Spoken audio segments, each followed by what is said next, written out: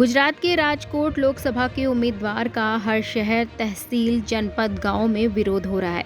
जी हां, आपको बता दें, भाजपा के पुरुषोत्तम रूपाला ने क्षत्रियों की बहन बेटी को लेकर अभद्र भाषा का प्रयोग किया है। जहां गुजरात एवं पूरे देश भर में रूपाला की टिकट को रद्द करने की मांग कर रहे हैं। क्षत्रिय समाज आज गांव-गांव में रूपाला बायकाट के बैनरों के साथ विरोध कर रहा है। भाजपा के नेता कार्यकर्ताओं का प्रवेश बंद कर रहे हैं। देश के क्षत्रिय समाज जाग उठा है।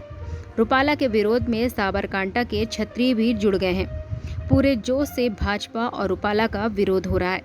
जय करणी मां, जय आशापुरा।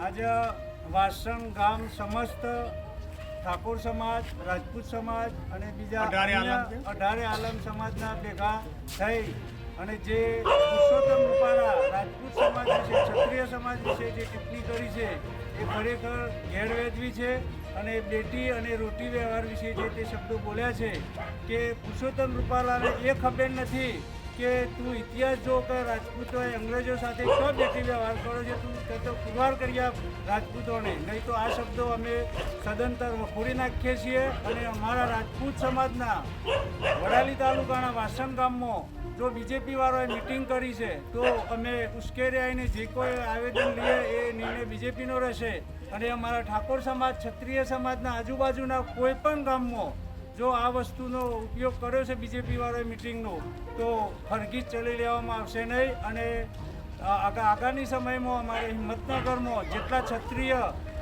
ઠાકોર સમાજ, રાજપૂત સમાજ, બીજા અન્ય સમાજ 18 આલમના મોટું સંમેલન છે અને આ બધા જે નિર્ણય લીધે રાજપૂત સમાજે અમને શિરે છે। જય गुजरात से नरेंद्र सिंह राठौर की रिपोर्ट।